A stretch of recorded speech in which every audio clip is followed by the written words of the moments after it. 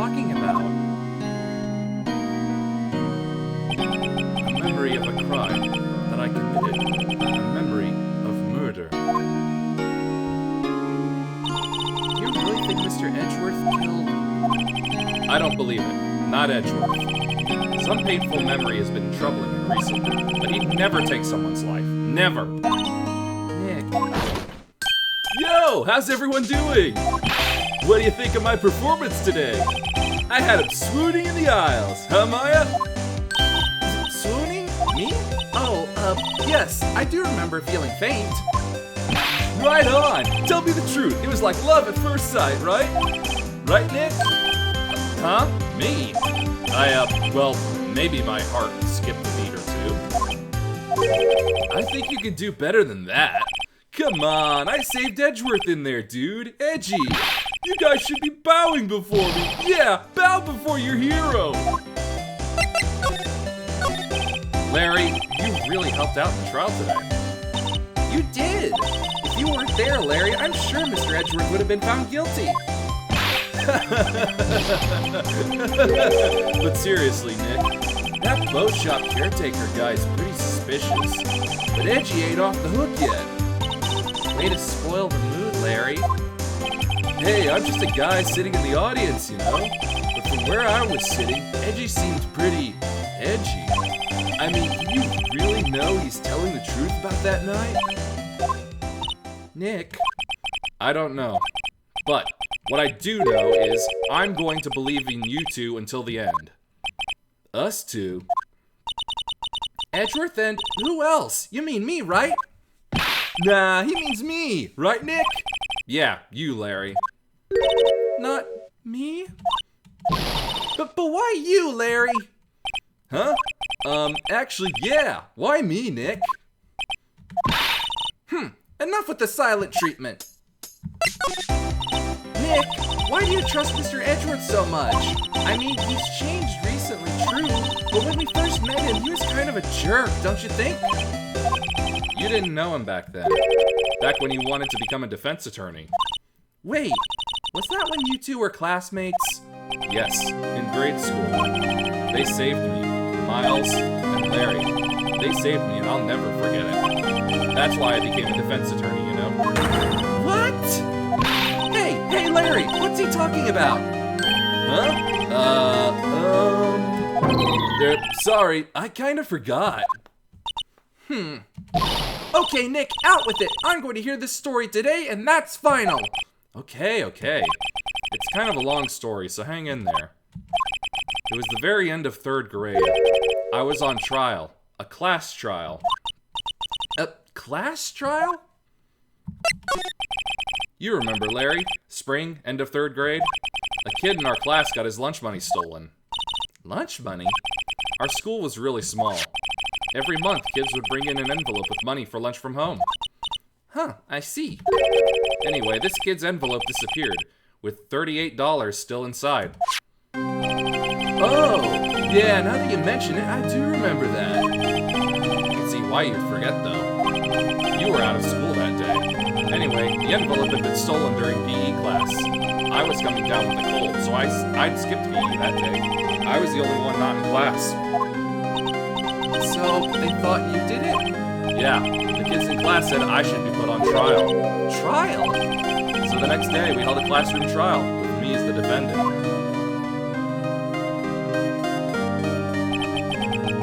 I didn't do it! Guilty! He did it! Guilty! It was you! Thief! Give the money back! You're such a meanie! No one play with him! Just admit you did it! You can't hide the truth! Tell us the truth! We're not gonna play with you anymore! He shouldn't be allowed in the relay race or on the library committee! Give back my 50 cents I loaned you! Now, Phoenix, you know you shouldn't steal people's money. It's not right. In the end, even the teacher had thought I'd done it. Go over and apologize, Phoenix. I didn't know what was happening. I was so sad, I couldn't stop crying. Everyone was staring at me like I'd done it. I tried to apologize. I went to where the boy whose money had been stolen was sitting. That's when it happened. He shouldn't have to apologize. The only thing that belongs in a trial is evidence. Anything else has no place. You should all be ashamed. Amateurs. Miles. It wasn't you who stole my money, was it? No. Then you shouldn't apologize. Everyone's been shouting you did it, but no one has any proof. That is why, Your Honor, this boy is innocent. But Miles, it was your money that was stolen. Yeah, he did it. He's the one. We don't need proof. Make him say he's sorry. Why don't you all just shut up? This is always how it is. Everybody ganging up and picking on one person. Just think how he feels. He said he didn't do it, so he didn't do it.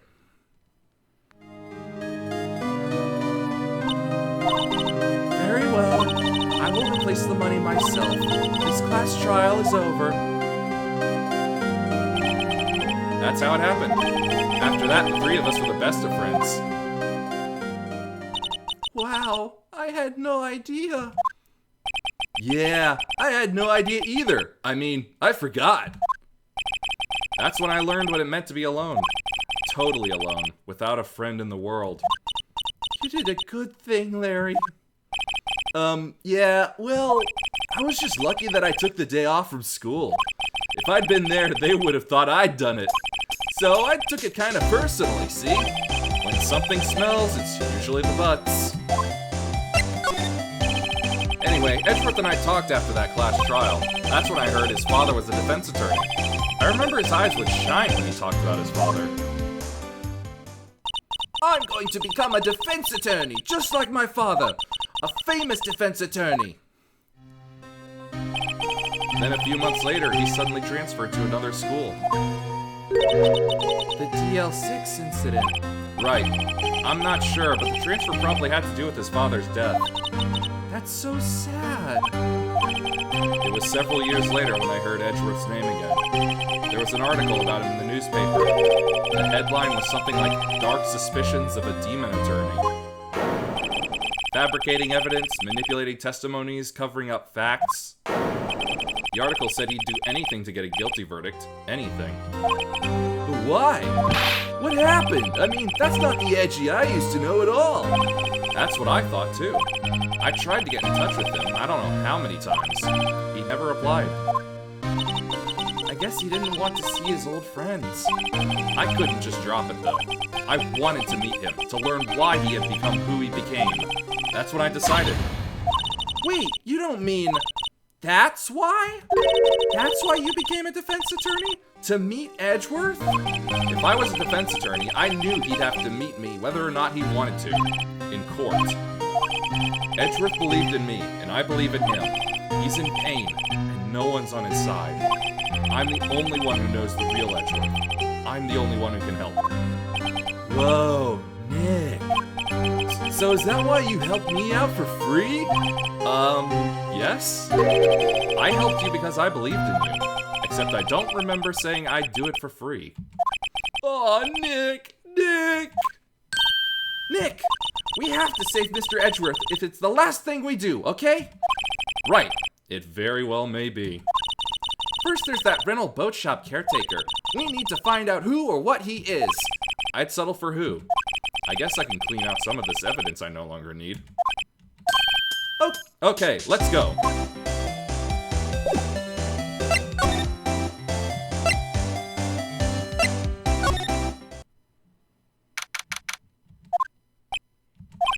You look as grim as always. Mr. Edgeworth, I heard the story about the class trial.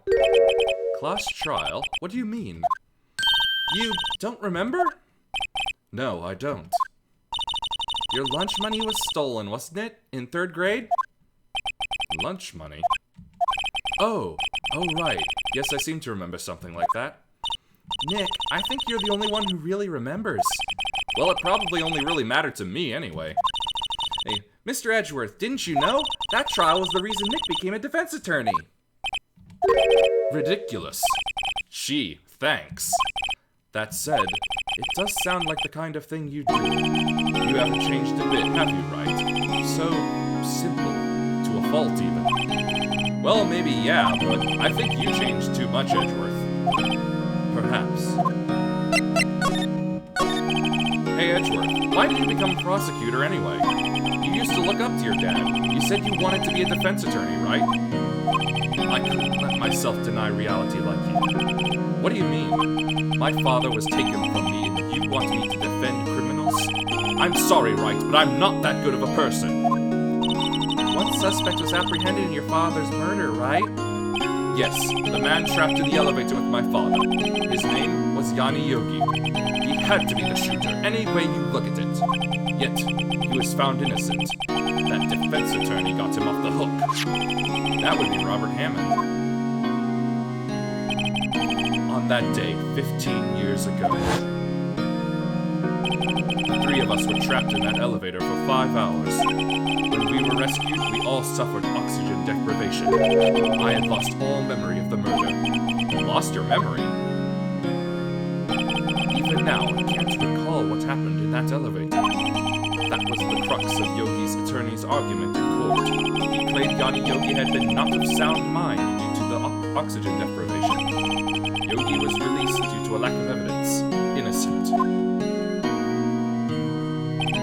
That's when I changed my mind. I started to hate defense attorneys. What's your relationship with Von Karma? He's my teacher, and a man who deserves respect. I learned everything I know of courtroom techniques from him. So, he's like my sister was to you, Nick. He is a perfectionist in all things. In court, in his personal life, he's obsessed with doing everything perfectly. Perfectly, huh? In all the cases he has taken on, none were left unsolved, and not one suspect was declared innocent, ever. But that's... I know. It's possible some of the suspects were indeed innocent. However, it is impossible for us to accurately determine that in every case.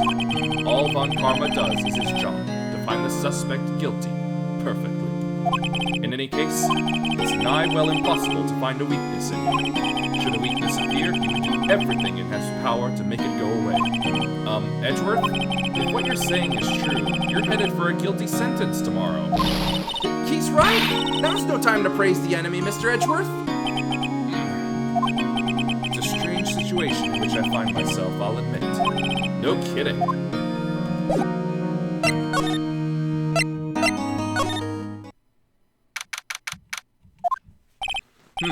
Looks like Detective Gumshoe hasn't gotten back yet. Gumshoe? He won't be coming back today. Oh, really? He said there was some guy he had to arrest by tomorrow. The boat shop caretaker. He shouted something about catching him if it's the last thing I do, pal. Good luck, Gumshoe.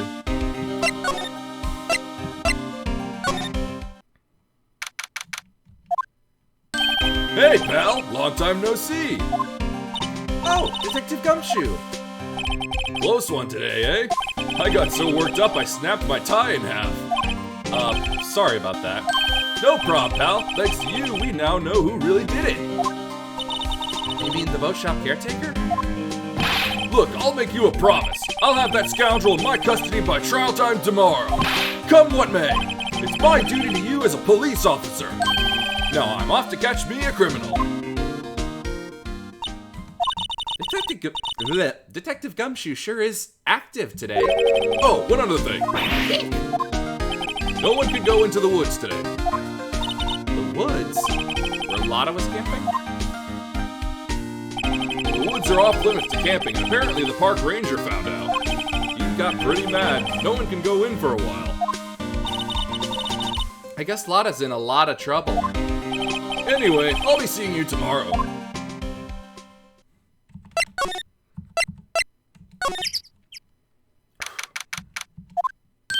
Huh? The steel eyesore is missing. Eyesore? Looks like the hot dog stand is closed too. I guess Larry's too busy worrying about Mr. Edgeworth to show up for work.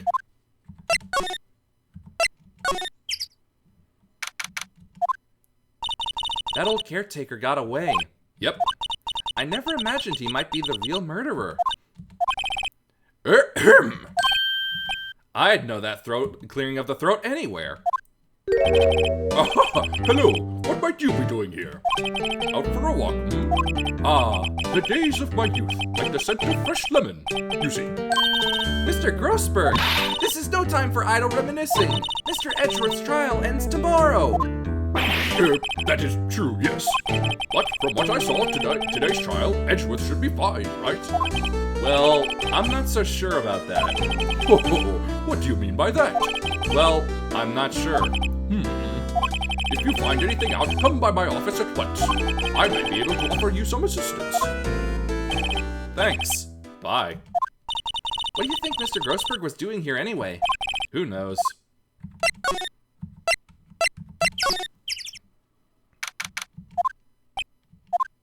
Nobody's home. Hello! Hello! Rah!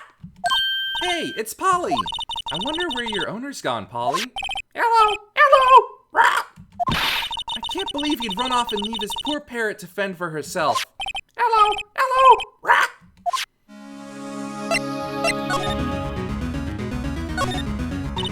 That reminds me, Nick. Polly here knows the number to the safe, right? Yeah, that's right. Polly, what's the number to the safe? 1228! Rah! Let's open it, Nick. Come on. I'm sure there isn't any money in there. Aww. But hey, he keeps it locked, right? So there must be something of value in there. I'm not so sure. Okay, Nick, let's see what's in there. I guess there might be a clue or two. The only thing in here is a letter. A letter? Aw, boring. There's no name or signature on this thing. It's handwritten in very precise, clear letters. Get your revenge on Miles Edgeworth. Edgeworth! Nick, why wouldn't Mr. Edgeworth's name be on here? How should I know? I'm gonna read the whole thing. Get your revenge on Miles Edgeworth. It also says this is your last chance. Now is the time to get revenge on the two men who ruined your life. The rest of the letter goes on to describe the murder plot in detail. How to kill Robert Hammond and frame Edgeworth. Calling Edgeworth out to the lake, getting on the boat, firing twice. This is exactly what I figured out today in court. It's all here, in perfect detail. What do you think it means, Nick?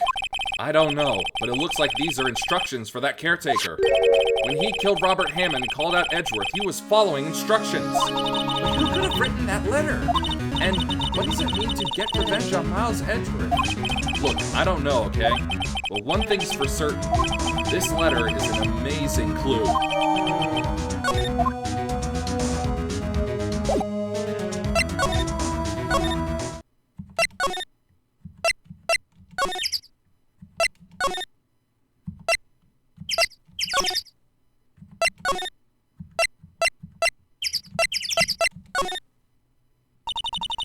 One day left, Nick. Yeah, I know. Well, no time to waste. Let's get going.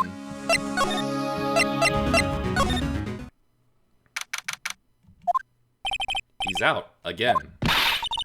When does he work anyway? Now, don't be harsh. Guess we'll have to come back later.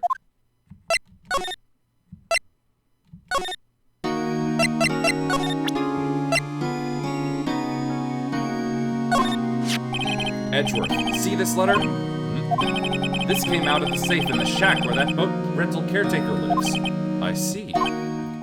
Revenge on me? Who is that old guy anyway? I don't know. Could he be an innocent defendant you got declared guilty or something? Nice, right. But I don't remember that old man. Not at all. So he was following this letter then? Which means there was someone else behind it. Now is the time to get revenge on the two men who ruined your life. Two men? Meaning myself and Robert Hammond? It also says this is your last chance. Last chance? Wait, maybe he's talking about the statute of limitations on the DL6 incident. Wait, that old man. What is it? Do you know who he is? Yogi. Could he be Yogi? Yogi? The suspect in the DL6 incident, the one who was found innocent. Yanni Yogi was a court bailiff at the time. We just happened to be in that elevator together 15 years ago.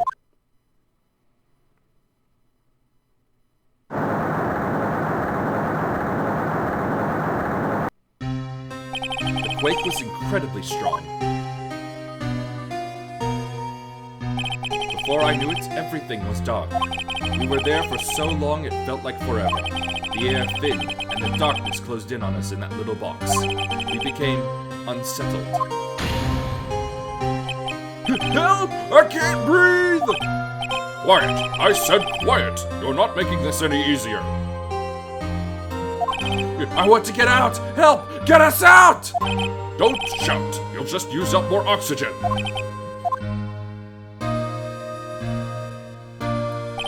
That's all I remember. When I came to, I was in a hospital bed, staring up at the ceiling. In court, Yanni Yogi's mental condition was called into question. They claimed the oxygen deprivation and stress had caused temporary insanity. In the end, the claim passed the court and Yogi was found innocent. Huh, but isn't that strange? This letter tells him to get revenge on Edgeworth. Why would he want to take revenge on you? Right. Yeah? There's something that's been troubling me these last few days. I didn't know whether or not I should tell you. You mean the nightmare? It's a nightmare I've had. A memory of a crime that I committed. What crime you committed? A memory of a murder.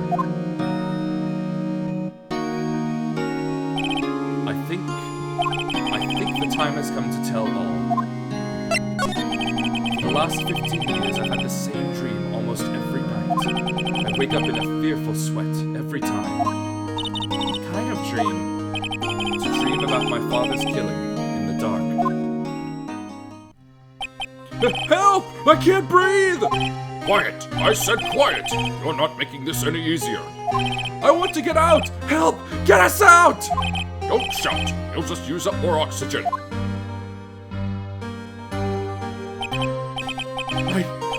I can't breathe! You're using up my air! What? Stop breathing my air! I'll stop you! What? What are you?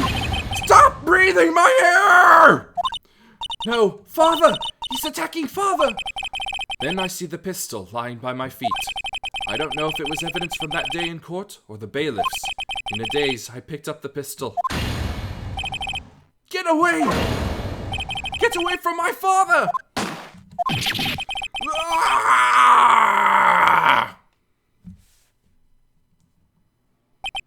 And with that scream, I wake. It's a bone-chilling scream. A scream that has rung in my ears for the past 15 years. But, that's just a dream, right? Right? That thought is the only thing that has kept me sane for the last 15 years. But what if I'm wrong? What if it's real? They say that sometimes people shut out memories in self-defense. Maybe it was I who killed my father. What? If you think about it that way, this letter makes sense. Get your revenge on Miles Edgeworth. Think about it. Yogi was really innocent. That's why he wanted revenge against me. Wait, Edgeworth, you mean... It was me. I was the true criminal of DL6. I shot my father. This is bad. What are we going to do, Nick? What can we do? I don't know. I don't think there is anything we can do, like it or not. If there's someone else who knows a lot about the DL6 incident, maybe... There is, Nick! There is someone else who knows about DL6.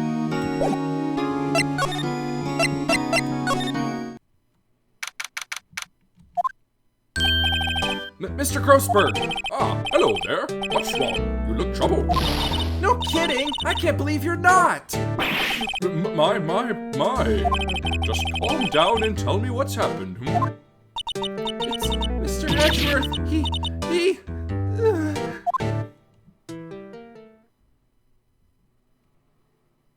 I see. So Edgeworth dreamt he shot his own father? It's only a dream! Only a dream! I wonder. What? If that's the case, then why do you two look so troubled? Well... Also, consider this.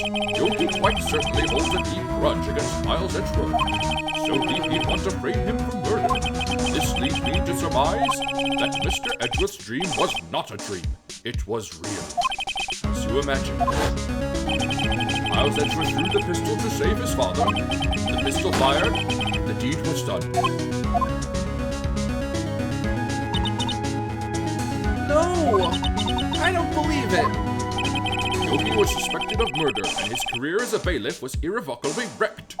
Thus, he sought revenge on Miles Edgeworth. This was his last chance, of course, with the statute of limitations so close. What do you know about Edgeworth's father? He was a defense attorney without peer. It sounds trite, but it's true. Well, he may have had one peer, now that I think about it. Your mentor, Mia Fay. My sister? Gregory Edgeworth was very disapproving of Mr. Von Karma's techniques. That's no surprise. Von Karma is an extreme man. Forged testimonies and evidence are nothing to him. The result? He has a perfect win record in court. To beat him, Gregory Edgeworth tried to call attention to his methods. And? He lost, and died in despair, as it were. I see. When Gregory Edgeworth was killed, the police called on a spirit medium. That was your mother, Misty Fay. I am Gregory Edgeworth. I have been killed. The one who shot me was the bailiff, Yanni Yogi. Yet Yogi was found innocent. That's when my mother left us. Everyone called her a fraud. That's right. Everyone thought she was, you see. Yet, now that I think about it, it seems the one who lied was Gregory Edgeworth's ghost. Gregory Edgeworth must have known who shot him. I don't believe it. So you're saying he falsified his testimony? That Edgeworth's dad lied to protect his son? It's only a possibility, mind you, but a possibility nonetheless.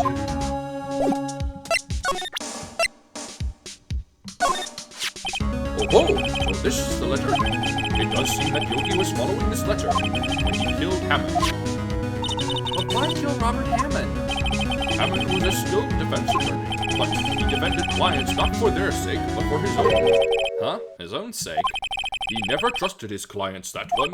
The only thing he trusted was his own ability. But he got his client found innocent, so why should it matter? Actually, my dear, it's quite different. He won that innocent verdict for no one but himself. Yogi was a free man, but socially, he was ruined. Huh? You'll understand soon enough. Wait! What is it? This letter. I've seen this handwriting somewhere before, a long time ago. Whose handwriting was this? Do you have any idea who wrote this? Could it be Manfred von Karma? Von Karma? Why would he have something to do with this? Well, I'm not sure. Von Karma. Wait! You're right, my boy! This is Von Karma's handwriting. I'm sure of it. I used to see it all the time on court reports. What? But that means the one who told Mr. Yogi to kill was... Correct. Manfred von Karma himself. What does this mean then? Why would Von Karma want to frame Edgeworth? If it truly was Von Karma who wrote this letter, then he would know the truth. He would know that Miles Edgeworth had accidentally killed his own father. He'll say as much tomorrow in court, I should think. He'll press the point until the court finds Miles Edgeworth guilty. Oh no. But how could Von Karma know about Mr. Edgeworth's past like that? Even Mr. Edgeworth thought it was just a nightmare. That I do not know. Yet I do know that Von Karma is both persistent and a perfectionist. He may be seeking to satisfy a grudge against Gregory Edgeworth by hurting his son. What do you mean? It was 15 years ago. Von Karma met Gregory Edgeworth in court, and Von Karma did win, but he didn't make it through the trial unscarred. What happened in the trial between Edgeworth's dad and Von Karma? Von Karma got the guilty verdict he wanted. He won the trial, but Gregory Edgeworth accused Von Karma of faulty evidence. And though he lost the trial, Mr. Edgeworth's accusation stood. Faulty evidence? It was the only penalty Von Karma had ever received in his career as a prosecutor. Gregory Edgeworth dealt a blow to his perfect trial record. Wow. And must have been quite a shock for Von Karma. He took a vacation several months after that, you see. A vacation? Yes, an unusual event for the man. That was the first and the last vacation he's taken in his many years of prosecuting. Really? He doesn't take vacations? Like, go to the sea or, to the mountains? Don't tell me he's never been to Europe! You have strange ideas about vacations, Maya. In any case, that was the only time he took a vacation from work. I believe the penalty upset him quite a lot. Why? If he wanted to keep a perfect record so badly, why would he take such a long vacation? What do we do, Nick? Von Karma's going to bring up DL6. You can bet on it. What if Mr. Edgeworth pleads guilty to DL6? I won't let him. Yes, Mr. Wright. I hate to say this, even accidental murder is murder, you know. I know that!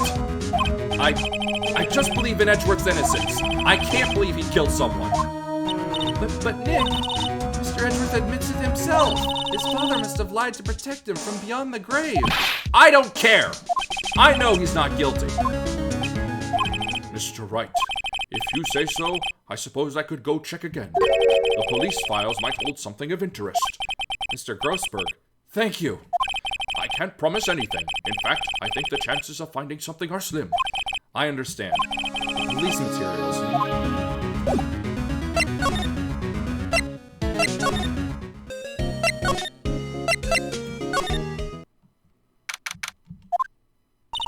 There's hardly anyone here. Everyone must be out looking for the old guy, Yogi.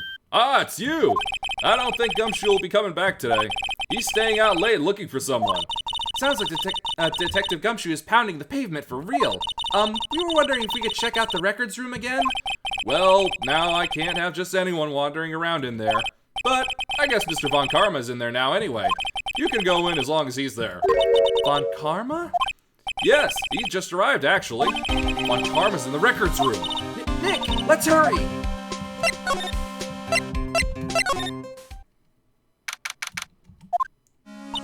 Dusty as always. We were only here just yesterday. I'm sure they just haven't had time to clean. What's wrong, Nick?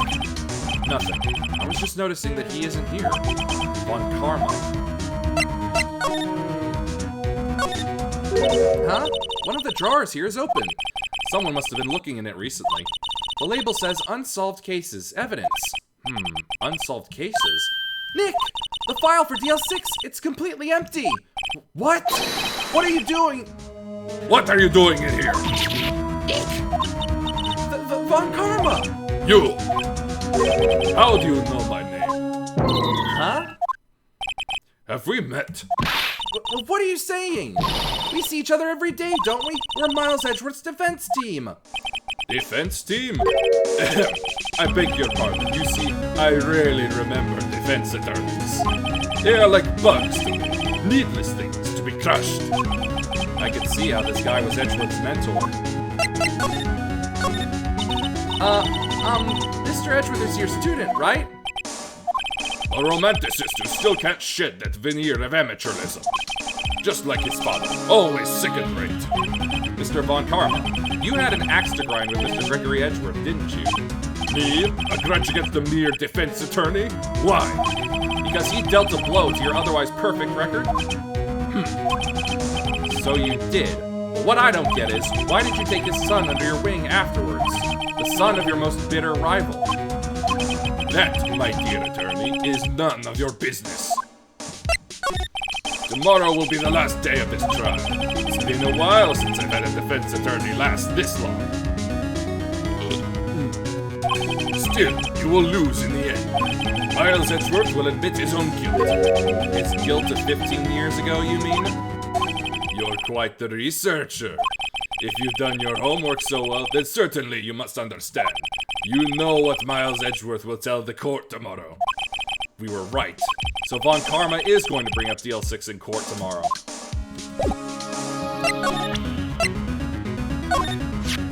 Mr. Von Karma, have a look at this.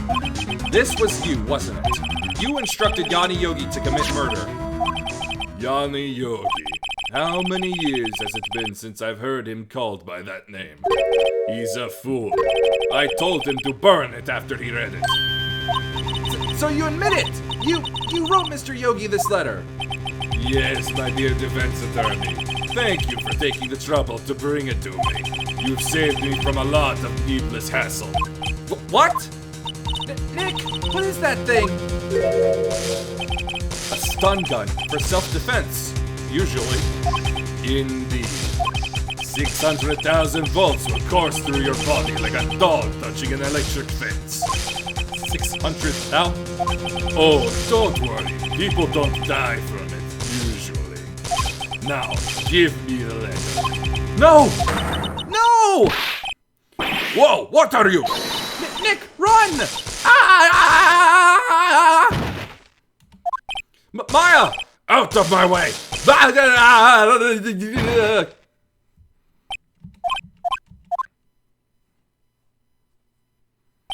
Oh, he got us. The letter's gone, of course. And he took the DL6 evidence. All of it. Back to having no clues. Wait, Maya jumped first. Maya!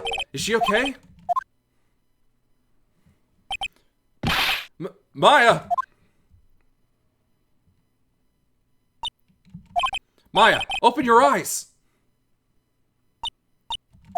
Maya! The letter, did he take it? Huh?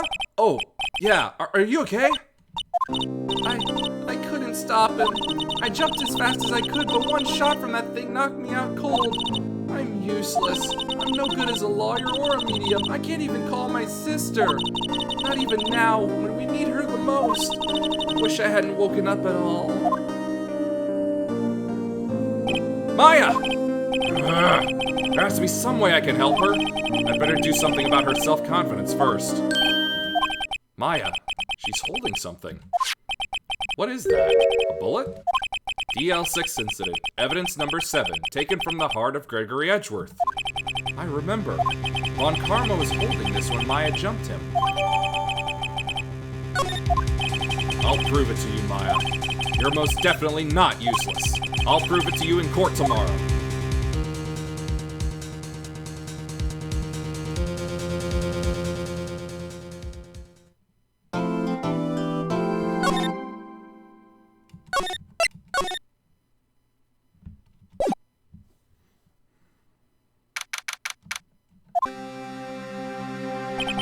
This is it, Judgment Day.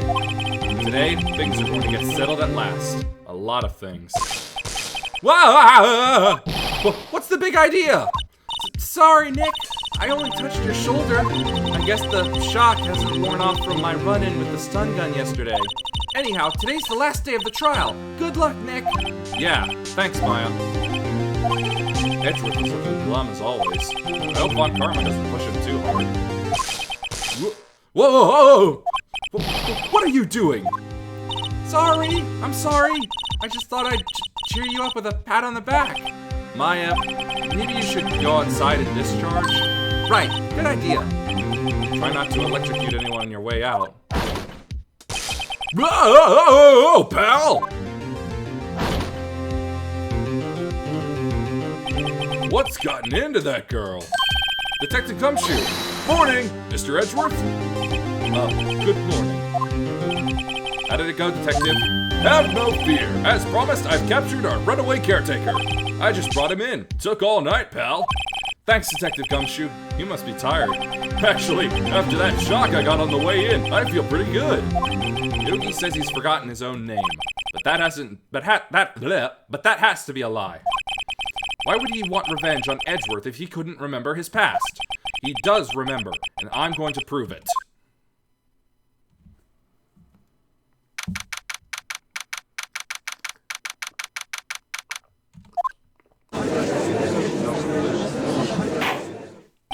Court is now in session for the trial of Miles Edgeworth. The defense is ready, Your Honor. The prosecution is ready. Right, very well. We have reached the final day of our proceedings in this trial. I ask that the prosecution submit decisive evidence.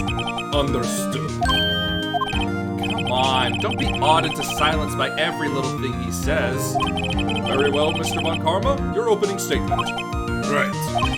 Thanks to Detective Gumshoe's effort, the boat rental shop caretaker has been arrested. In yesterday's trial, the defense asserted that the caretaker was the murderer. However, the caretaker has yet to confirm this. I would like to ask the defense to cross-examine him as much as necessary. Very well.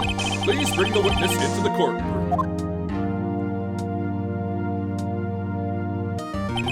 Ladies and gentlemen of the court, I believe you all remember our witness. He lives in the boat rental shop on the lake from where he witnessed the incident. In addition, he has currently lost memory of his name and identity. Witness, why did you run away yesterday? Objection. The witness was not running away, as he will now testify. I see. Very well, please begin your testimony.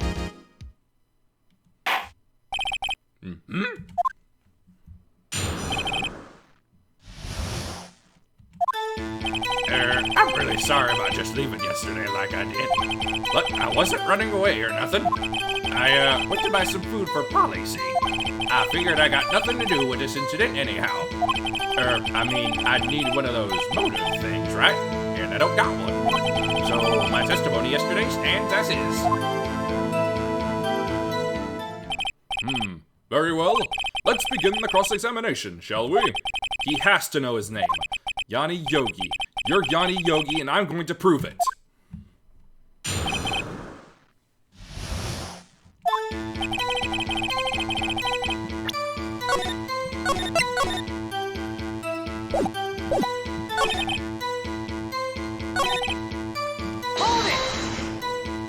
Food?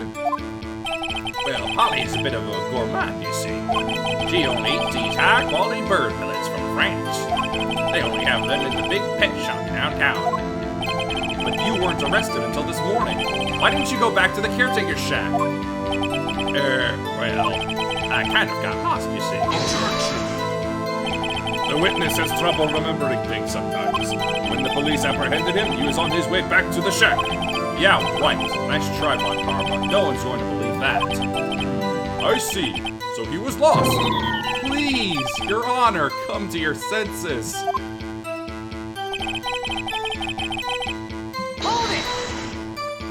You've lost much of your memory, is that correct? Yep. Seems like it. Then how could you know that you didn't have anything to do with this incident? Or maybe you're lying about not having your memory. You know exactly who you are. The witness has testified quite clearly that he has no memory of who he is. If you claim he's lying, then show the court's proof. How am I supposed to prove what's going on in that old codger's head? That's impossible.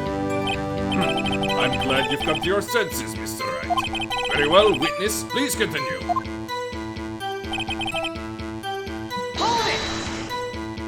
How can you say you had no motive? I say you do. You had a grudge against Edgeworth and the victim, Robert Hammond. That's why you took revenge on them, right? Please don't make me repeat myself, Mr. Wright. This witness has no memory of anything beyond several years ago. He can't hold a grudge. It's impossible. I have to prove he's lying about his memory. Otherwise, it's going to be the same thing over and over until the trial ends. Might I say something, Mr. Wright? Yes, Your Honor? You've been saying the same thing now over and over. You've been calling the witness's memory of the past, or lack thereof, into question. But does this really have anything to do with the current case? Of course, Your Honor. The witness has said he has nothing to do with this case and no motive. Both of these statements are lies. Order! Order! Mr. Wright, there's a serious problem with your claim. Or are you saying you know who this witness is? Of course, Your Honor. Oh, now this is interesting. I would like to know myself. So, who is he? Don't play dumb, Von Karma. Mr. Wright, please tell us this witness's name. His name is Yanni Yogi, a former court bailiff. Yogi? That name seems familiar. Oh! Yanni Yogi, from the DL6 incident. It figures the judge would have heard of it. It was such a famous case. What does this mean? Your Honor, if this man is Mr. Yogi, then he has a clear motive.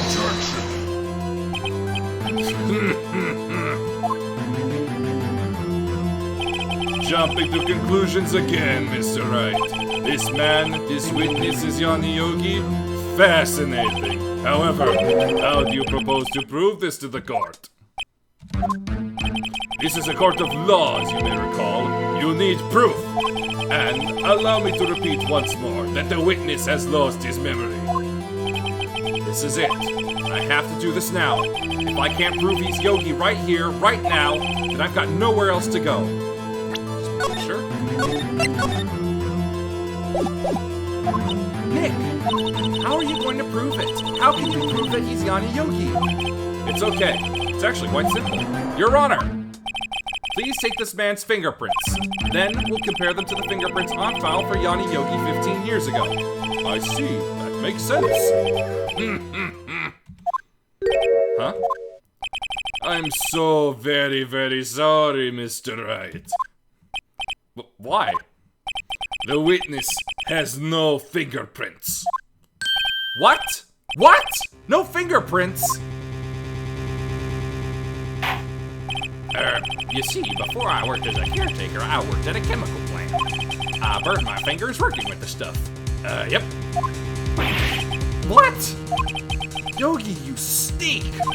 You burned your fingertips off to hide your past!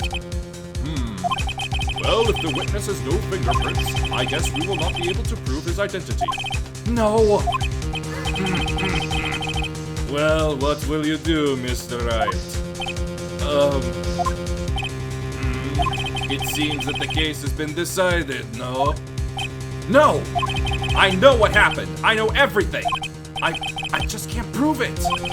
No, I can't let it end like this. I can't lose. There has to be another way.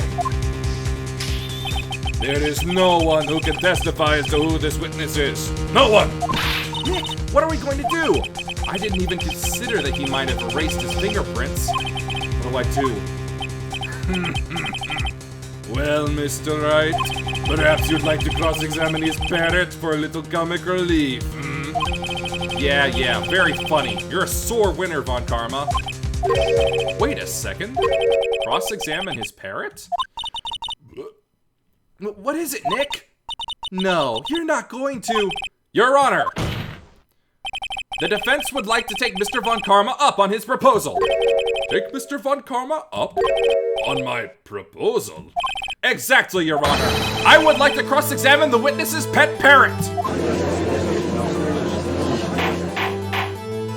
Order! Order! Well, what do you think, Mr. Von Karma? Need you even ask? This is a farce. I object. Objection! Wait a second. You were the one who suggested I cross-examine the parrot. The parrot, Miss Von Karma. I have a right to do as you suggested. Well, if you're so desperate, then please be my guest. Of course, should you go through with this, and nothing comes of it, then I hope you're ready for the consequences. Nick, this is crazy! Well, still want to go through with your little game? Let the parrot take the stand. I will cross-examine her, Your Honor. This is the most ridiculous thing I have ever heard! Von Karma's rigged every person's testimony, every piece of evidence, except the parrot. She's my last chance. At least, I think so. Bailiff, bring in the parrot!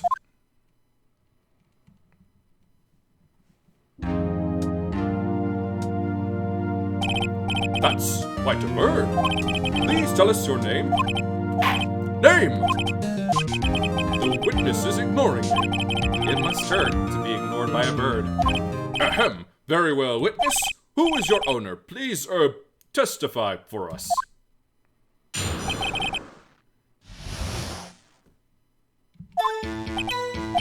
Hello! Hello! Rah!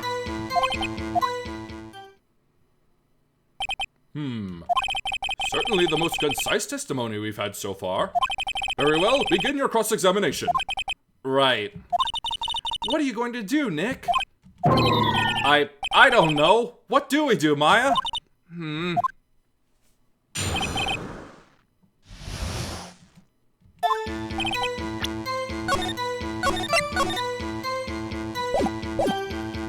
Right now to refresh myself on the evidence real quick.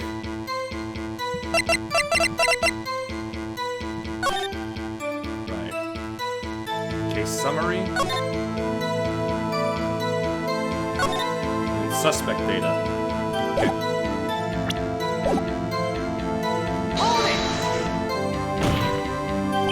Witness, you can't just say hello and expect us to get anywhere. I want you to testify. Maya, you talk to her. Right, what do I say? As I recall, 2 days ago... Polly, have we forgotten something? What? Don't forget the L6. Rap. If I can get Polly to say that here, that will prove that the caretaker had something to do with DL6. Polly, have we forgotten something? Hello. Rap. That's not what you're supposed to say. Forgot. Something we forgot. Hello. Rap. Uh-oh, it's not working, Nick. She won't say it. This is ridiculous. Why won't she say it? Something the matter, Mr. Wright? Wait. Don't tell me Von Karma expected this. He couldn't have retrained the parrot, could he? Did he train her not to respond when we asked if we'd forgotten anything? Oops.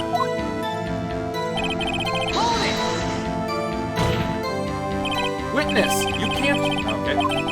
I'm just gonna skip that part. Oh, damn it, I did it again.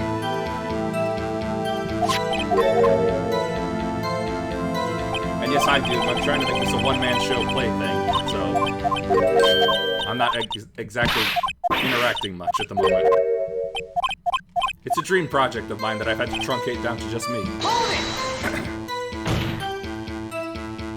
Oh, whoopsies. When was that there?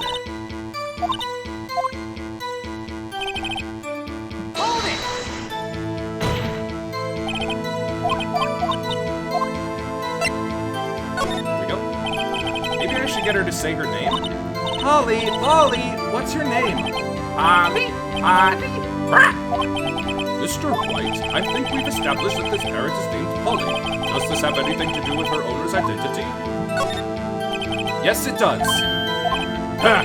Fascinating. You claim that the parrot's name will prove her owner's identity? Then show us this proof.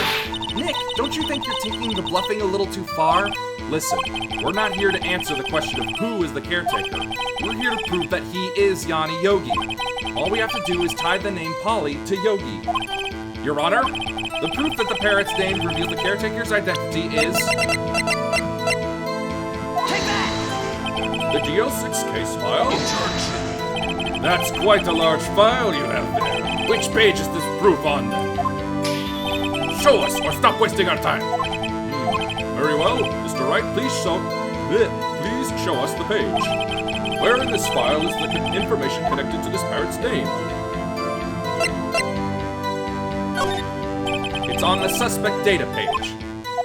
This page is all the information about Yanni Yogi. Right after he was arrested, his fiancée committed suicide, see? Indeed, it does say that, yes.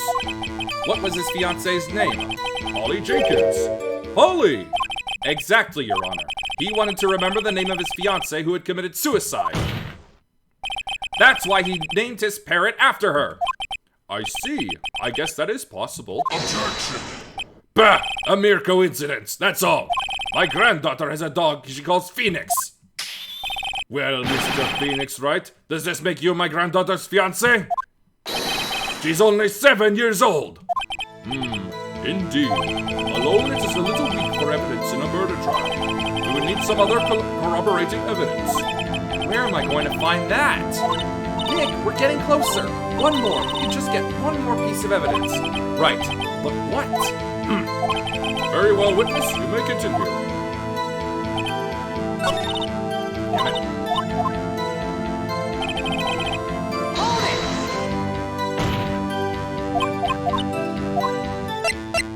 There we go. Maybe I'll get her to say the number of that safe. Huh? The safe? Why? Let's just try to get her to say anything, okay? Polly, what was the number to the safe in the shack? 1228. 1228. My, what a reckless parent. Well, Mr. Wright, you aren't claiming that this number has something to do with the caretaker. Actually, it does. That's why I had her say it. Ha! Ridiculous! How can the number to a safe tell us who the caretaker is? Show us your proof! What could possibly link this number to the caretaker's true identity? Take that!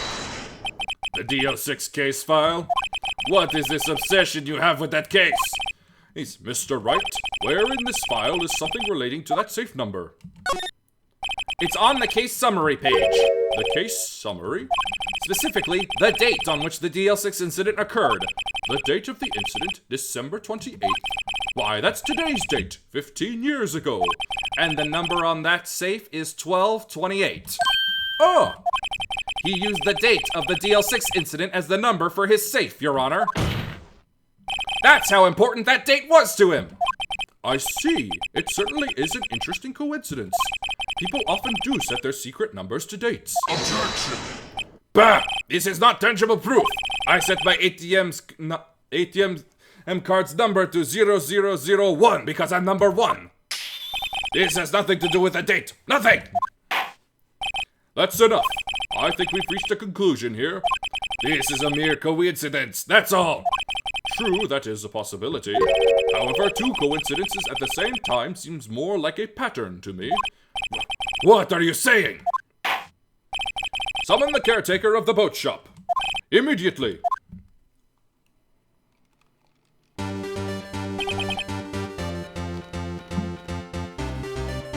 Sip, sip.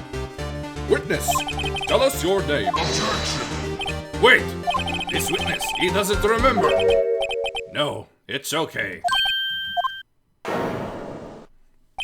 I've accomplished what I wanted to do. I'm done. Nick, he looks totally different.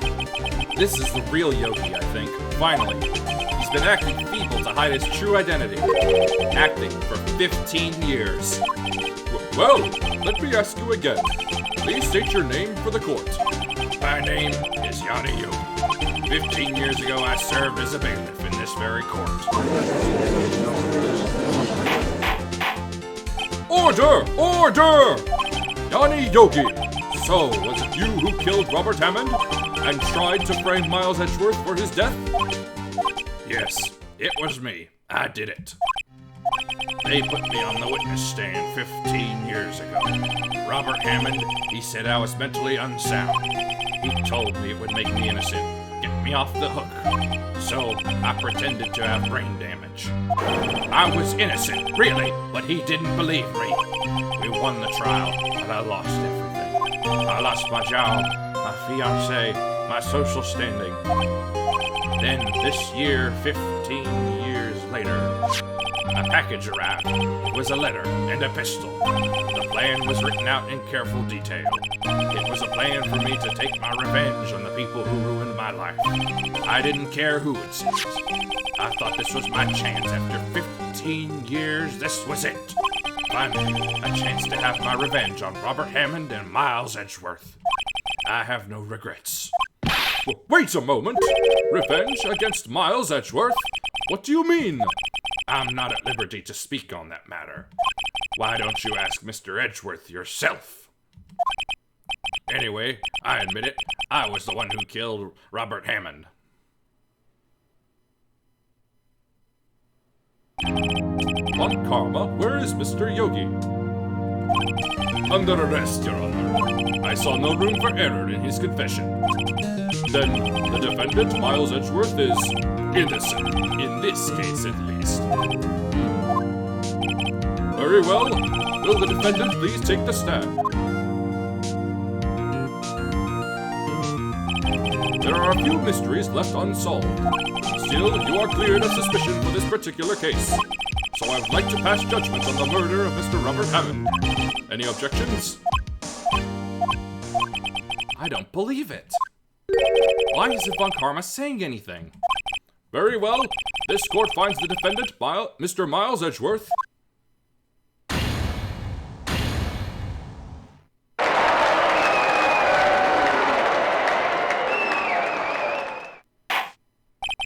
That is all. This court is adjourned. Objection! Did someone just say objection? It wasn't Von Karma. Wait, but that means... No. Edgeworth! Your Honor, I object to your judgment. What do you mean? I'm not innocent at all. As we have heard, Yanni Yogi killed Robert Hammond in revenge. But revenge for what? Nick! Edgeworth is trying to confess. He's going to say he's guilty.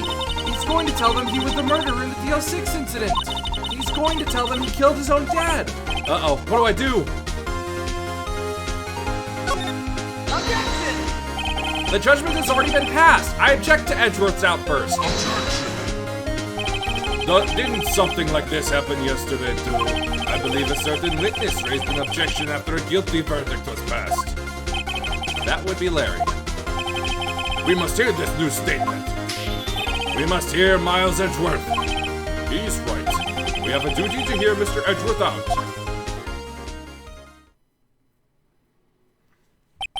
For 15 years, I have had a recurring dream.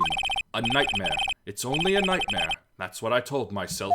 But now I know it wasn't a dream. Yanni Yogi wasn't the killer. You mean in the incident where your father died? From the distance of the shot, it wasn't suicide either. Everything was as clear as day. The murderer, the criminal in the DL6 incident. It was me. Your Honor, I confess my guilt. I am guilty for the DL6, the statute of limitations of which ends today. The culprit is me.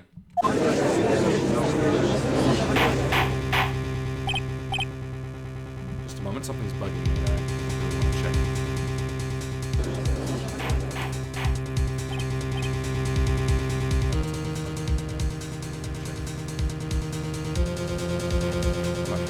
Alright, really that hard to hear?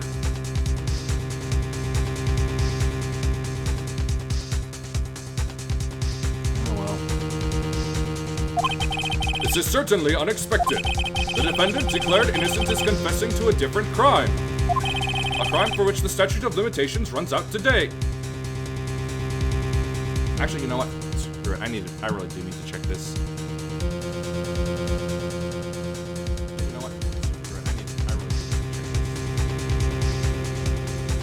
this. Okay, I think my sound is coming through correctly.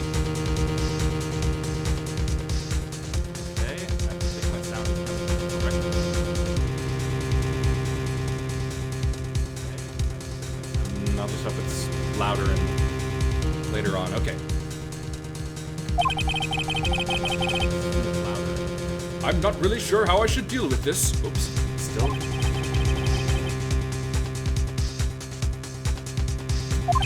Bah! It's obvious. We hold a trial, right here, right now. We tried this man for his crime of 15 years ago.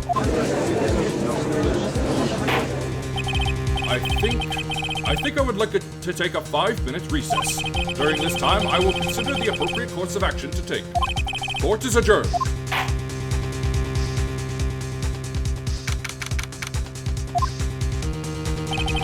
I'm sorry, Wright. I've just wasted all of your effort. Mr. Edgeworth, I just don't believe it, sir. I mean, you kill your dad?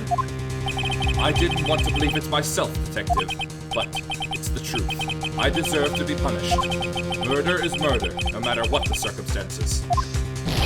This is crazy! Just crazy! Nick, what are you doing?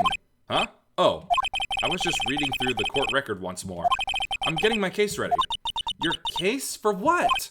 Huh? Isn't it obvious? I'm going to prove that Miles Edgeworth is innocent. What are you talking about, pal? He just admitted to it. He confessed that he did it in court. I'm sorry, Edgeworth, but I don't believe your nightmare. What? It's just a dream. It's not real. The truth is right here in this court record. In any case, tighten your belts. The real fight is just beginning. I'll prove you're innocent. Trust me.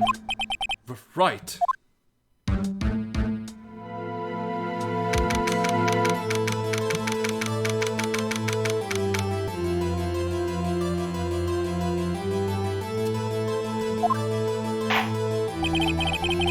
Now then, I would like to resume our trial.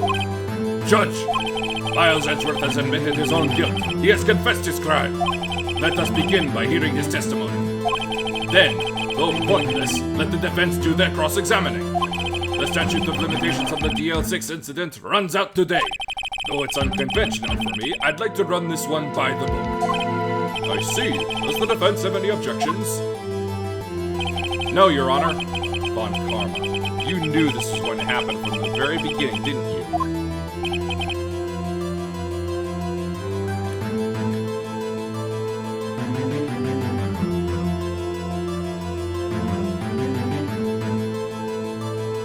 Seriously though, one viewer, am I coming in quietly? Very well. Will Miles Edgeworth take the stand? Will the witness state his name and profession? Miles Edgeworth, I'm a prosecuting attorney. Mr. Edgeworth, 15 years ago you mistakenly killed your father, Gregory Edgeworth. Is this correct? It is correct. Then testify about this matter to the court. When Edgeworth was telling me about his dream yesterday, I noticed something. One detail didn't quite fit. That will be the key, but only if I can get it to work. Please, please.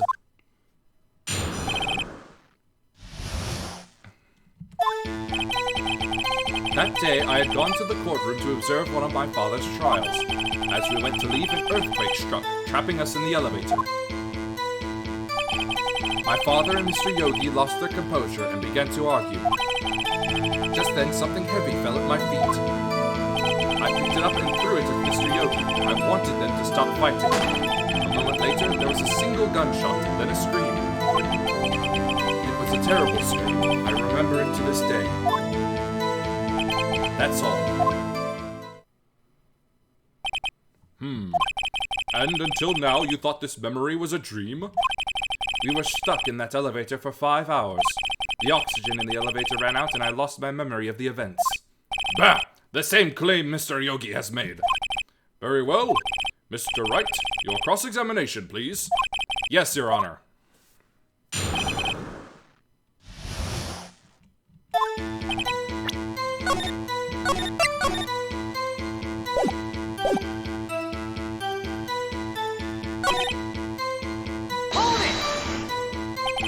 So there were 3 people, including yourself, trapped in that elevator? Yes, myself, my father, and Yanni Yogi. We were fine at first, but then as time passed and no one came to help.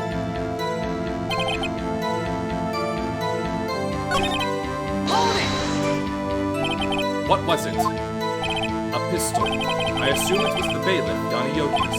The safety must have come off when it fell from his holster. And you picked it up. What happened next?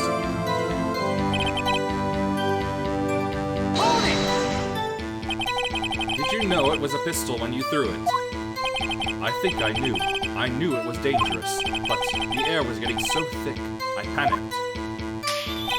So, you're saying that you threw the pistol at Mr. Yogi? I was in a daze.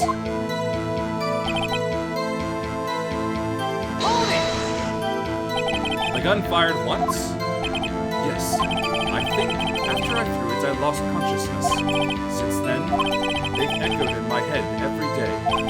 That gunshot and that horrible scream. The scream.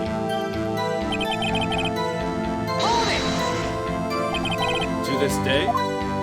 Yes, I can practically hear it now. I doubt I will ever forget that scream as long as I live. There it is. One part of that testimony clearly contradicts the evidence, but I don't know what it means. I'd better find out and quick.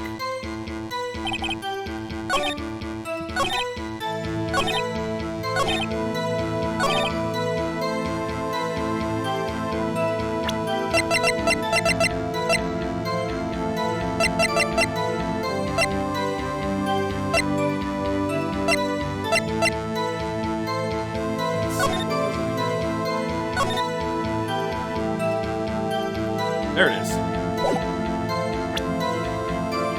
Objection! Are you sure you only heard one gunshot? Yes, I'm sure of that. I heard the shot and the scream. Then everything faded. I was unconscious until the rescuers came. I see. No, Your Honor, unfortunately, you don't. Look at this file one more time. This plainly contradicts the witness's testimony. You do enjoy dragging out that file, don't you? I don't accept this evidence unless you can tell us what page it's on. Which page contradicts Mr. Edgeworth's testimony? Look at the victim data in this file. It says it quite plainly, the murder weapon was fired twice. Miles Edgeworth only heard one gunshot, yet the murder weapon was fired twice. The first shot was the accidental firing when the pistol was thrown. So, who fired the remaining shot?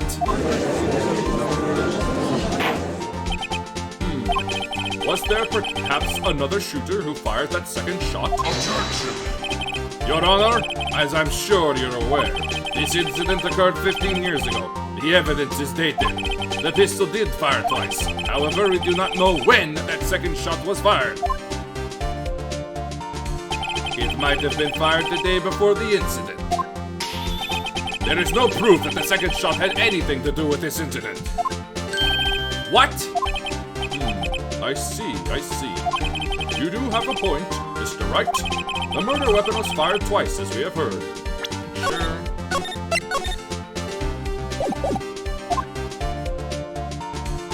One of those shots was fired by the defendant, a boy at the time. Do you have any proof that the other shot fired had something to do with the case?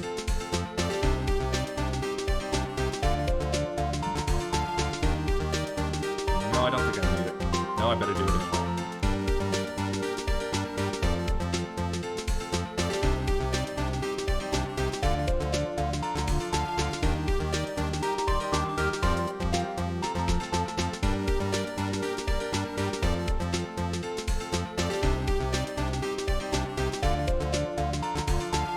Oh, right, yeah, I remember.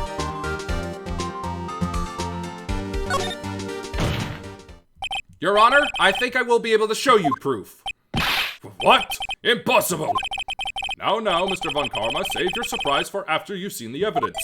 Very well, Mr. Wright, show us your proof. Do you have evidence that the second firing of the pistol is related to this incident? Take that! Look at this photograph. This is a photograph of the scene of the crime 15 years ago. I can see that the victim lying there is Gregory Edgeworth. This proves the murder weapon was fired twice at the time of the incident. This photo proves it. So, let me get this straight. This photo proves 2 shots were fired? Where? Your Honor, please get a clue. Show the judge the contradiction in the photo.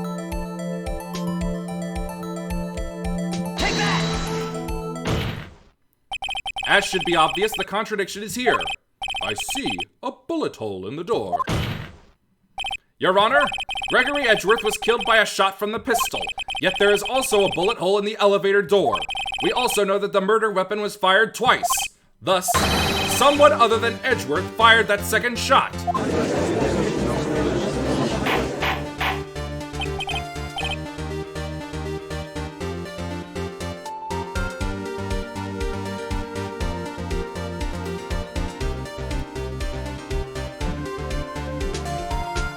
Order! Mr. Wright, what are you driving at? It's simple, Your Honor. At the time of the incident, 2 shots were fired. One went into Gregory Edgeworth's heart, the other hit the elevator door. Remember that the defendant lost consciousness after the shot he fired rang out. In conclusion, we must agree that the second shot was fired by someone else. But Mr. Wright, but who could that someone else be? The murderer, of course. Objection! I knew I should have stepped in before your wild fantasies got out of hand. Mr. Wright, look once more at the DL6 incident case file. Look closely. Try the case summary page. The case summary, that's on page 1. Look what is written there. Not a single clue was found on the scene. If the pistol had indeed been fired 2 times, then the other bullet would have been discovered on the scene. He does have a point. That second bullet has never been found. Why? Because the second bullet does not exist. The bullet that claimed Gregory Edgeworth's life was the one fired by his own son. That is the truth of this matter. The whole truth. It was undoubtedly something else that had made the bullet hole in the door. Order! I will have order! Mr. Wright has proven one thing to us quite clearly, that the murder weapon was fired twice at the time of the incident. However, as Mr. Von Karma says, the second bullet fired was not found. It is highly unlikely that the police merely overlooked this second bullet. So, all we have is the single bullet fired. I'm afraid I have to discount the defense's claim. I praise the judge for his wisdom in this matter. Gah! How did this happen? I don't believe that the second bullet didn't exist. Was I wrong? Have I been wrong about this whole incident? What are you doing, Nick? Why aren't you raising an objection? I'm sorry, Maya. What? It looks like I was wrong. Nick? If the second bullet wasn't there, then all my conjectures are for nothing. No! But you said you'd do it, Nick! You said you'd get Edgeworth declared innocent! I'm sorry. It's just, when I saw the photograph, I thought that 2 shots had been fired. I was so certain of it. I thought I'd won. I thought that there was another person, someone else who fired the killing shot. But now, I was wrong to think it could be that simple. This case has stood unsolved for 15 years. Nick! Well, it seems that we have finally cleared up this incident. Only 1 bullet was found at the scene of the crime. That shot was fired by Miles Edgeworth. Precisely. I would like to ask one thing of Miles Edgeworth before passing my verdict. Have you been paying attention to the trial so far?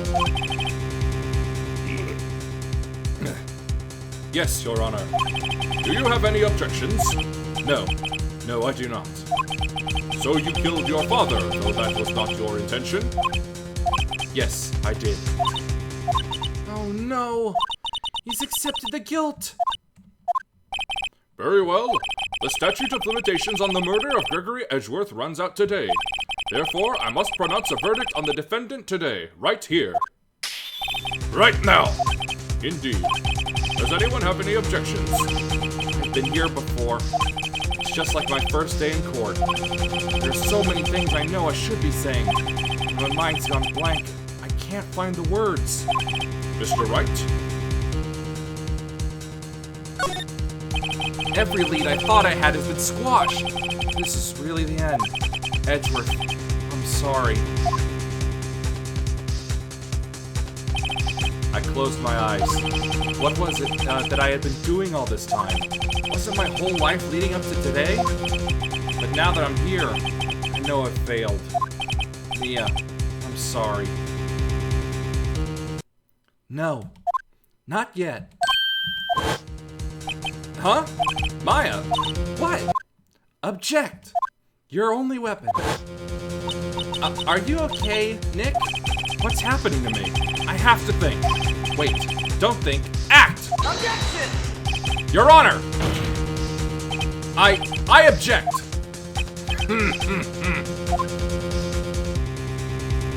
Mr. Wright, on what grounds do you object, Oof.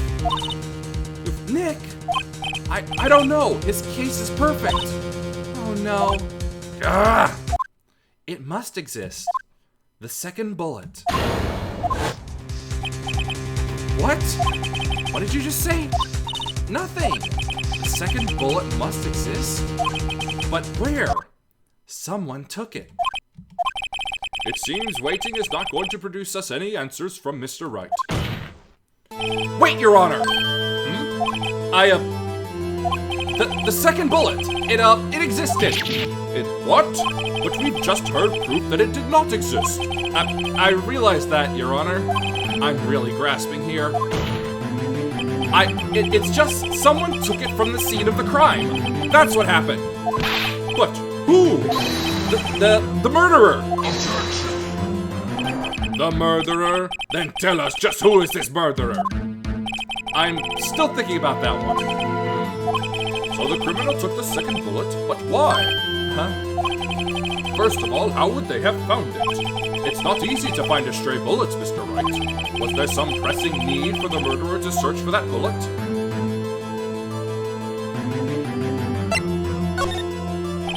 Why would the murderer have spent the time to look for that stray bullet? I haven't got a clue. What's wrong, Mr. Wright? Bah! The murderer had no reason to take that bullet. You don't want to admit it, but it's true. Had to take it. Had to take it? The murderer? What does that mean? You're thinking too normal. Think crazy. Don't think why the bullet was taken. Think why the bullet had to be taken. Mr. Wright? Yes, Your Honor. I have no idea what I'm doing. Well, the murderer had no intention of taking the bullet from the scene, but, the murderer had to take that bullet. Had to, Mr. Wright? What do you mean? Well, for instance, what? Maybe the bullet, hit the murderer? The bullet hit the murderer? Just saying, for instance. I mean, if it hit you, you would have to take it with you, wouldn't you? It's not like you could perform surgery right there. You know? Wait a second. I was just talking off the top of my head, but what if that's really what happened? Let me get this straight. So at the time of the murder, the murderer himself was shot, and they left with the second bullet still inside of them, thus leaving only one bullet at the scene of the crime? Yes, I guess that's how it would work, yes. But there's a problem with that. The other two people rescued from that elevator, Miles Edgeworth and Yanni Yogi, were both unharmed. So that would mean the murderer came from outside, yes.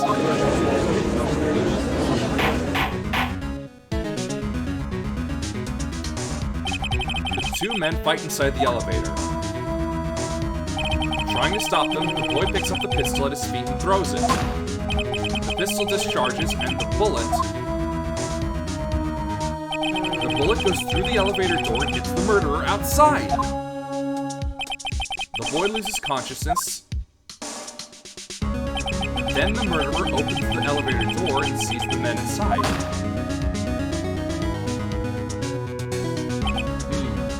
Mr. Wright, you are truly the most unpredictable defense attorney I've ever known.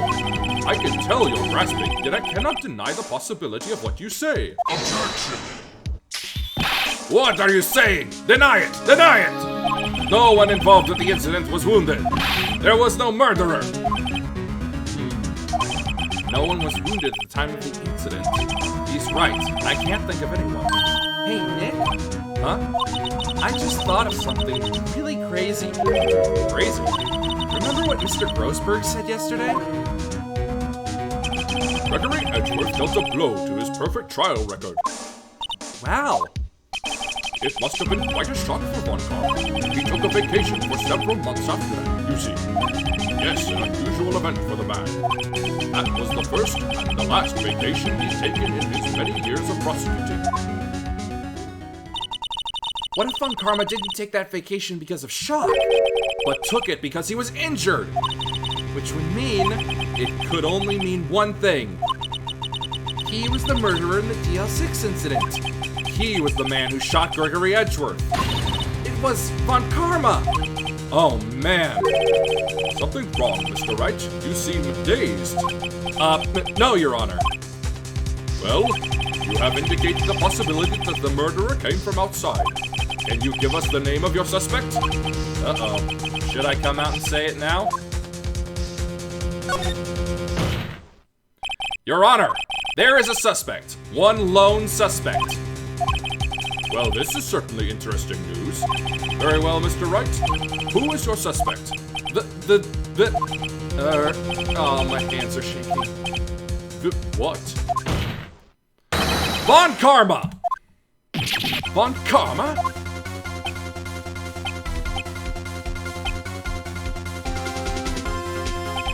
You mean the Von Karma? The prosecutor? The one standing right over there? Bah! You don't object? I see no need. Why honor this ridiculous outburst with my objection? Because you took a vacation for several months starting the day after the incident. Yet you pride yourself on a perfect record. Why would you take such a long vacation without any reason? So you're claiming that I took a vacation to heal my injury from the incident? Fascinating. Prove it! I would have needed surgery, no? Where did I go under the knife at, Mr. Wright? Bring the doctor that operated on me. Have him testify. Nick, let's find out who his doctor is. It's no use. Edgeworth? I know Von Karma, perhaps too well. He's perfect. He wouldn't leave clues. He probably didn't undergo surgery. That would leave a doctor as a witness. Nobody's that perfect. So what, Nick? Did Von Karma pull the bullet out by himself? That's insane. No, he couldn't have. You can't just pull bullets out of yourself. Wait, what does that mean? That bullet has to be somewhere, but where? Well, Mr. Wright, can you produce evidence to prove that I was shot? All right, Von Karma, I'll prove it. And I'll even use evidence. I know how you like it so much. What? The evidence that proves Von Karma was shot is... Von Karma is perfect. He wouldn't risk surgery leaving an evidence trail. So then, I asked, where is that bullet now? I think it unlikely that Von Karma performed surgery on himself. You don't mean... I do. There is the possibility that the bullet is still inside Von Karma! Is that even possible for all these years? Well, there's one way to find out. We could use this metal detector. Well, Von Karma, I'm going to run this over you and see what we find. I refuse! You refuse? But refusing this means... You acknowledge that the bullet is still inside you? Order! Order! Order! Your Honor, the defense requests that we be allowed to use the metal detector. Judge, I call for the suspension of this trial. This is an invasion of privacy. The statute of limitations runs out on this case today. It was you who said we had to end it right here, right now. Enough! I'm gonna need the rest of my water for this.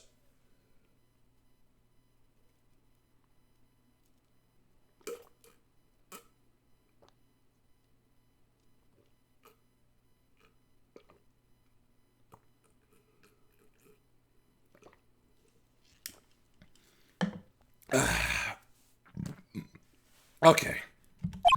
I permit the use of the metal detector. Mr. Von Karma, you will submit yourself to testing.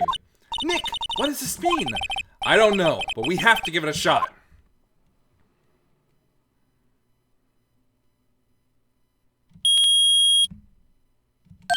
It reacted. Something's inside his right shoulder.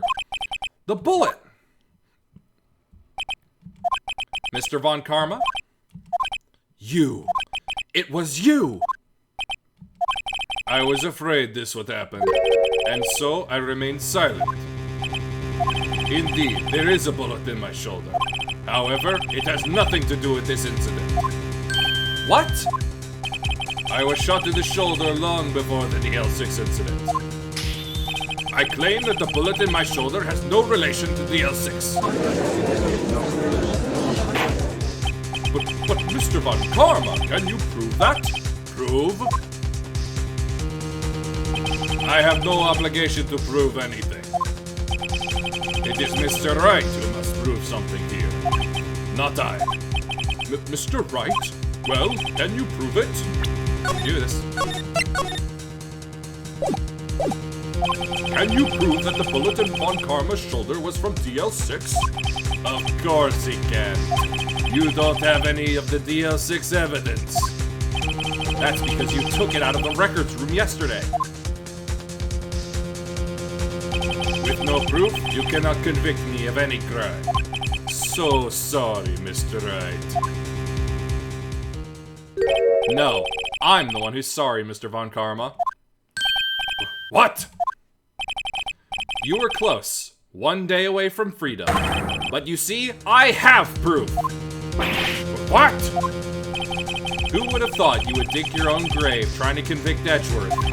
I can link that bullet in your shoulder to the DL6 incident. And here's my final proof. Take that! That's a bullet? Where did you get that? This is the bullet used in the DL6 incident. This was taken from the heart of the victim, Mr. Gregory Edgeworth. The bullet is preserved quite nicely, with all the ballistic markings intact. Ballistic markings? You may recall the term. It came up in the first trial 2 days ago. Ballistic markings are the fingerprints of a weapon. All bullets fired from a gun are marked with that weapon's unique pattern. By examining the markings, you can tell which weapon fired the bullet. It's quite accurate. We have 2 bullets in our possession. One, the bullet removed from Gregory Edgeworth's heart. The other, Mr. Von Karma, is the bullet buried in your shoulder. We can analyze both bullets. Then, if the markings matched, we would know that both bullets have been fired from the same gun. The very same pistol, in other words, the murder weapon that killed Gregory Edgeworth. Mr. Von Karma, you will let us remove the bullet from your shoulder. Then we'll compare the ballistic markings to those on this bullet. And solve this case once and for all. Well, Mr. Von Karma?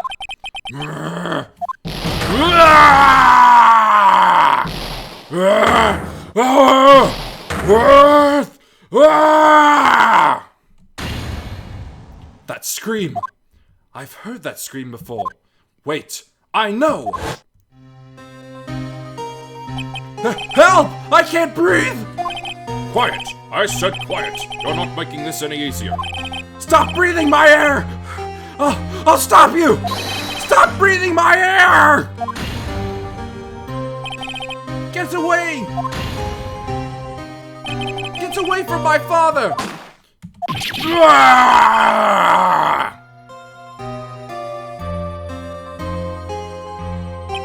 It's that scream I heard in the elevator 15 years ago. Von Karma! It was you who screamed! Mr. Von Karma? Edgeworth! Edgeworth! Only you would dare defy me! Yeah. So, it was you! You and your father are my curse! Your father shamed me with a penalty on my record! And you left a scar on my shoulder that would never fade! I'll bury you! I'll bury you with my bare hands! Death! Death! 15 years earlier. Chief Prosecutor, I'm sorry.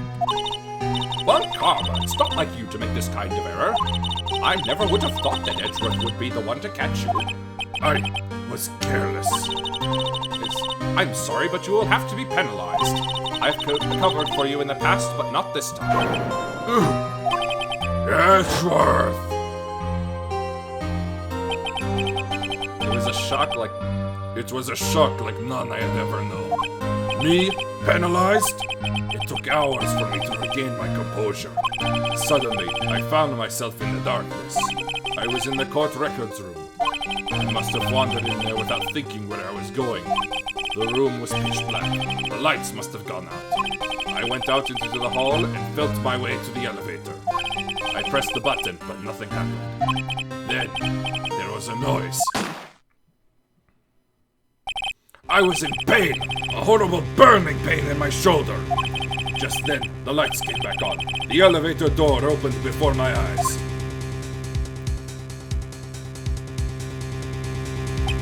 I saw 3 people inside, all lying unconscious from oxygen deprivation. Much to my surprise, a pistol lay at my feet. I knew then it was destiny.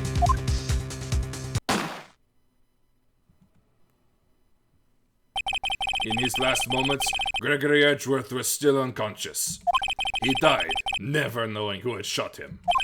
Later, he spoke through a medium, blaming Mr. Yogi. He was fooled.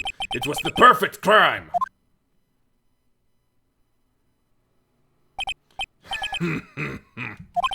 Who would have thought another man would have come to open that elevator door? Judge! What? What are you doing? Do your job. Bring an end to this miserable charade. Now, end it! Very well. It appears that we have come a very long way to the end of this maze. 15 years later. Mr. Miles Edgeworth? Yes, Your Honor. You were innocent. You are innocent. As you said, it was all a nightmare. Yes, Your Honor. This court finds the defendant, Mr. Miles Edgeworth.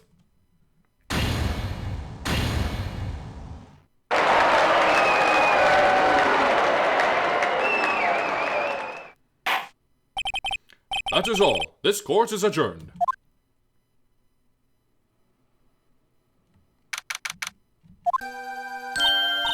Nick, we did it! Did you see his face? Lon Karma looked even paler than usual. He's pretending to be all cool, but inside you crushed him, Nick. Crushed!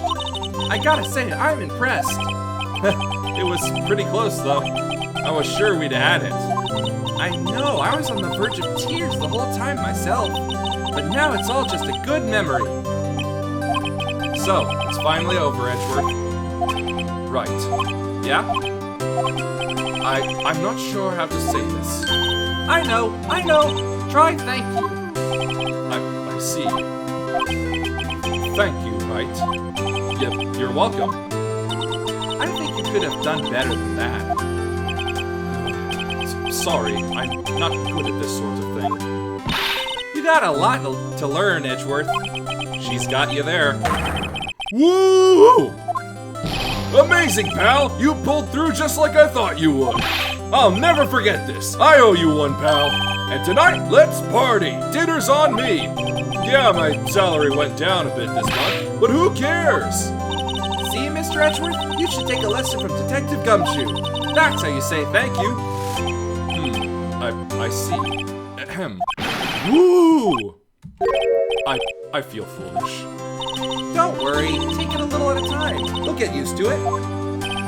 It's been 15 years since I've seen Edgeworth this unguarded. Hey, y'all! Lotta! Y'all were great in there. Thank you. Yo, Edgeworth, congrats! Thank y'all very much. I knew you were innocent from the start, of course. Just look at you. You wouldn't stick your hand in the cookie jar even if no one was there. You were the witness on the first day of the trial, weren't you? Yeah, well, let bygones be bygones, eh? Speaking of which, what are you doing now, Lotta? Who, me? Oh, I went back to college. I gave up trying to be an investigative photographer pretty quick. Really? That's too bad. Huh? Isn't that the hot dog guy from the park? Huh? It's over, Nick. My life is over. Why the sad face, Larry? What happened now? Oh, Nick, I'm not long for this world. You don't look sick. It's Kiance. She's going to live in Paris. Paris, Nick. She's leaving me behind. Should have seen that coming. Yo, Edgy, there you are. Yes, here I am. Congrats, Edgy. Here, a little gift from me in celebration. Celebration? That's unusual for you. Harry Butts, you come along tonight too. My treat, pal. Huh? Thanks. Looking forward to it. Yo, Nick. That's the suit that questioned me. When he says treat, that's non-police talk for prison food, right? Right? I think you'll be fine, Larry. Right. Yeah? What's up? That envelope that Larry gave me, it's got money in it. Well, yeah, that's not that strange. People give money away to celebrate sometimes. It's $38, right? Huh? What a weird amount. I mean, it's not a little, but it's not a lot either. $38 exactly. Nick, wasn't that exactly the amount of lunch money that was stolen from Mr. Edgeworth in school? $38? No. No! Larry, it was you! What are you so surprised about, right? Huh? Larry was absent that day from school, right? But that doesn't automatically rule him out as a suspect. What? Think back to that day 15 years ago. Larry took the day off, but he was bored, so he came into school anyway. Then he saw the money lying there, and the rest is history. I never was good at history. Edgeworth, you didn't know, did you? I suspected. I just couldn't picture Larry protecting you like he did that day. Everyone else was saying you did it. The whole class was against you, remember? Yeah, too well. Right, you may not know this, but we used to have a saying back in school. When something smells, it's usually the butts. I know! Really, right. I'm surprised you didn't figure it out. Well, this sure is an unexpected turn of events, eh? Edgeworth? You should have told me! Now, Nick, it was 15 years ago. Don't you think the statute of limitations has run out, Mr. Edgeworth? I'd say so, yes. There you have it. Where does that leave me? I became a defense attorney because of what you two did. Well, you have always been something of an insufferable emotionalist. Yeah, and you get worked up too easily, too. Death! The death sentence for both of you! Man, if only I had known, I'd have become a prosecutor. The same goes for me, only the other way around. For the longest time, I thought that I might have killed my own father. I thought I might be a criminal. I became a prosecutor in part to punish myself. If I had known the truth, I might have become a defense attorney after all. Edgeworth. Want to switch right? Hey, y'all! Line up! I'll take a photo! Hey, photo time! Let's go! And after that, dinner on me! Detective Gumshoe took us out on the town that night. We celebrated Edgeworth's newfound freedom, even though Edgeworth himself was still in detention.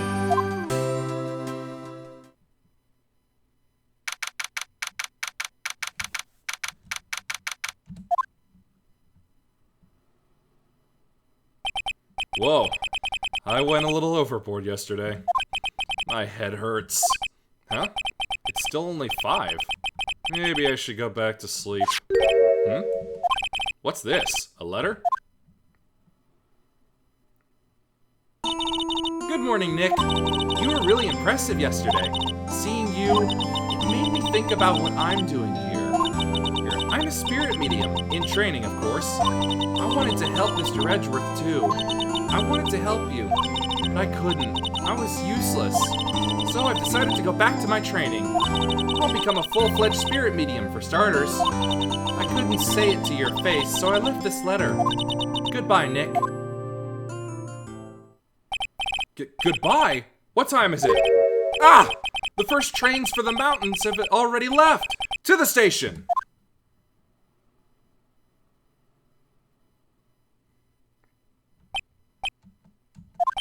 I guess I'm too late. Hey!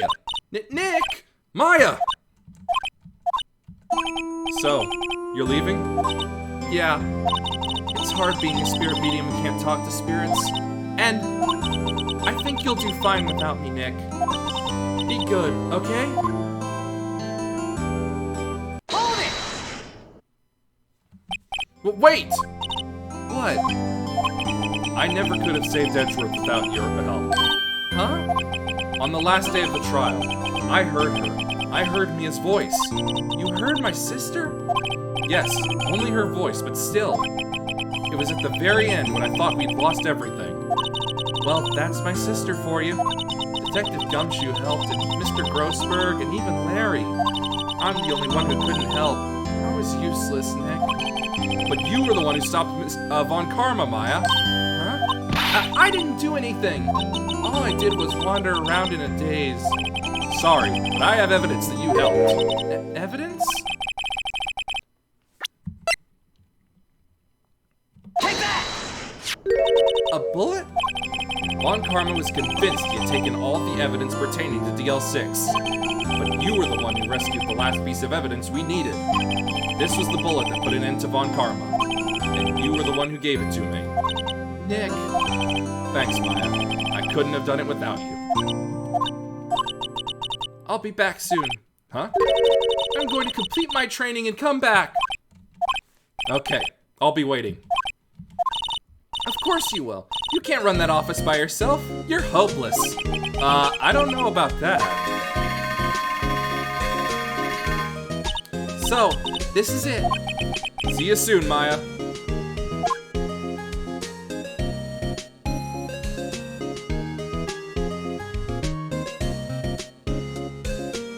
Thanks, Nick.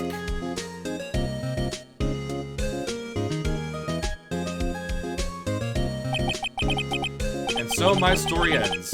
Time to turn a new page and say goodbye to the novice defense attorney that I once was. Now a new story begins, with the same old crazy cast of characters. Ha! Don't think you've graduated yet, amateur. Mr. Wright, perhaps you'd like to rethink that claim? Yes, Your Honor. Uh-oh, I got a bad feeling about this. Objection!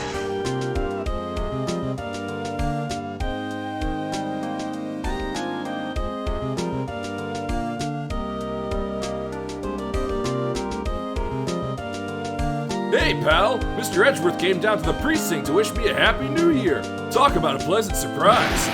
Whoop! Detective Gumshoe! Then he hung his head low and went right back outside. Kind of like he was embarrassed or something. Strange, huh?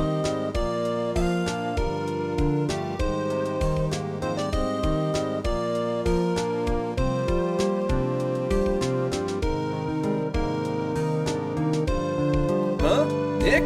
Nah, I haven't seen him lately. Who, me? I've been working at a cheese shop.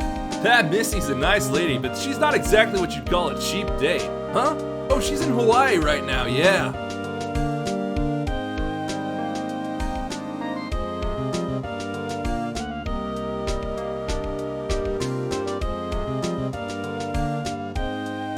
Who, right? Yeah, I remember him. I hear he's been busy lately. You know, not to ring my own bell, but I sort of taught him everything he knows. I'm sure he's grateful.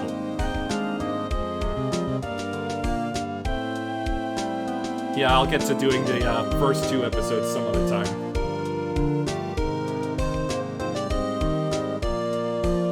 Phoenix Wright? Ah, the defense attorney for whom I wrote that affidavit for, yes. Oh, you should know, I've taken over management of the Gatewater Hotel recently. Should you be in the area, please stop by.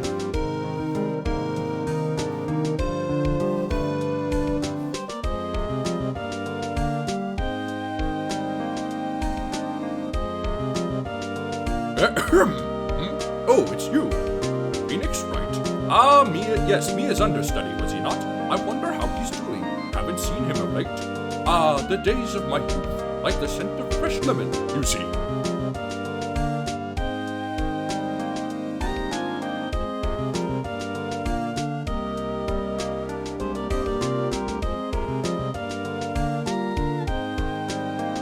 Phoenix Wright? Is he an actor? Well, I'm not buying it. You can't be a star with a name like Phoenix. Did you know that they're finally putting some hold of animals and DCs?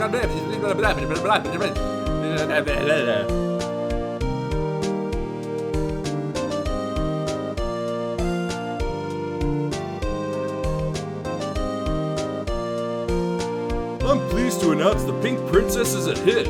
I sure owe that Mr. Wright a great deal. Oh, and I'm keeping my face out of the public eye till the show's over.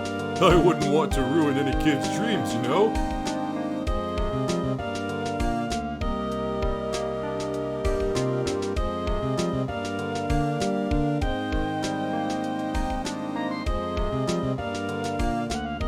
Oh, I got a letter from Maya the other day. It sounds like she caught a cold standing under a waterfall. I wanted to visit but didn't have time, so I sent her some Pink Princess trading cards. She says she can't buy them where she is. What kind of place is she living at anyway?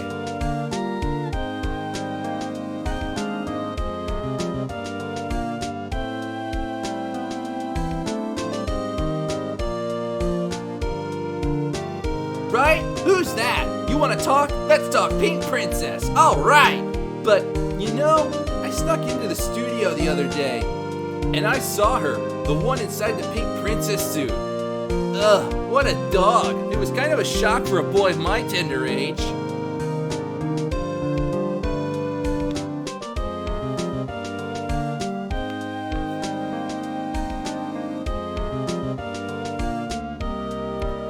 remember, right? That lawyer guy. Huh? Me? I'm in training to become a paranormal photographer. You know that picture I took of everyone? Well, just behind them, there's a ghost. For real? Now that's talent. I'm gonna be famous.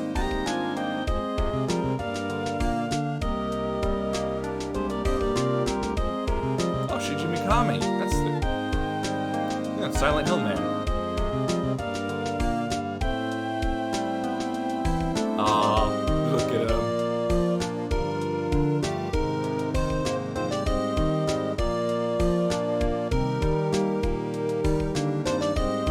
Hold it!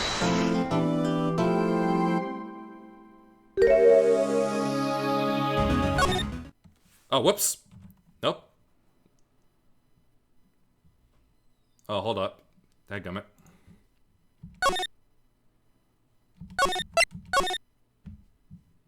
Okay, and we're done.